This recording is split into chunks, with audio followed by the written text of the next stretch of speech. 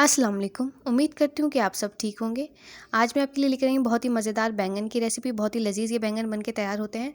आपने ज़रूर ये रेसिपी को बिल्कुल एंड तक देखना है और अपना फ़ीडबैक ज़रूर देना है। देखिए, मैंने साबुत साबुत बैंगन ले लिए थे और मैंने छोटे साइज़ के बैंगन लिए थे और मैंने 4 कट लगा लिए और चारों कटों में मैंने अच्छी तरह से नमक को लगा करके अब मैं इसे तेल में फ्राई कर रही हूँ।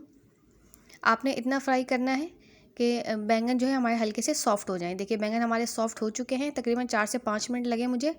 अब मैं तमाम बैंगन को निकाल लूँगी। और जो कढ़ाई में तेल हमारे पास है, इस तेल को मैं थोड़ा-सा कम कर लूँगी।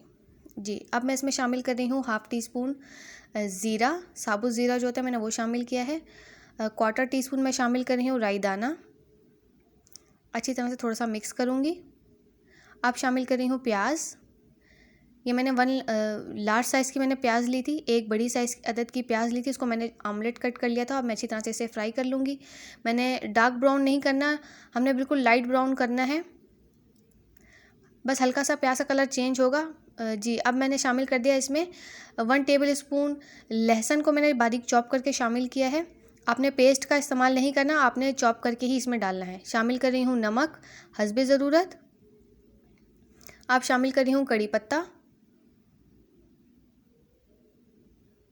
शामिल कर रही हूँ यहाँ पे भुना कुटा हुआ ज़ीरा हाफ़ टी स्पून, हल्दी पाउडर हाफ़ टी स्पून,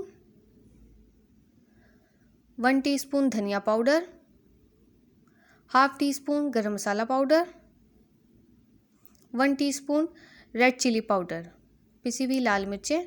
अच्छी तरह से थोड़ा सा मिक्स कर लूँगी मसालों को, प्याज को अच्छी तरह से थोड़ा सा भूनूँगी। अब मैं इसमें शामिल करूँगी टमाटर का पेस्ट। मैंने 4 अदद टमाटर ले लिए, जिसको मैंने पेस्ट बना लिया। अगर आपके पास टमाटर नहीं है, टमाटर प्यूरी रखी है, तो आप हाफ़ कप यहाँ प्यूरी डाल सकते हैं। अब अच्छी तरह से टमाटरों को मैं भून लूँगी। हमने टमाटरों को इतना भूनना है कि टमाटर का एक कलर भी चेंज हो जाए, तेल हमारा ऊपर आ जाए। अब शामिल कर रही हूँ यहाँ मैं फूड कलर। अगर आपके पास पाउडर कलर है तो आप वो भी शामिल कर सकते हैं, ये टोटली ऑप्शनल है। ये सिर्फ एक कलर के लिए मैंने शामिल किया है। अगर आप करना चाहें तो कीजिएगा, वरना आपकी मर्ज़ी। जी, अब शामिल कर रही हूँ यहाँ पे मैं आमचूर पाउडर 1 टीस्पून। अगर आमचूर पाउडर नहीं है आपके पास, अगर आपके पास चाट मसाला पाउडर है तो आप वो भी शामिल कर सकते हैं। अब मैंने शामिल किया है थोड़ा सा पानी, ताकि मसाले हमारे ना जलें। मसाला हमारा अच्छी तरह से भून चुका है, तकरीबन 10 से 15 मिनट हो चुके थे और जो हमारे तले हुए बैंगन थे वो मैंने इसमें डाल दिए थे और मैंने ढक करके इसे 15 से 20 मिनट के लिए पकाया। अब मैं शामिल कर रही हूँ कसूरी मेथी। अब मैं इसे मज़ीद 3 से 4 मिनट और पकाऊंगी। अच्छी तरह से मिक्स कर लूँगी।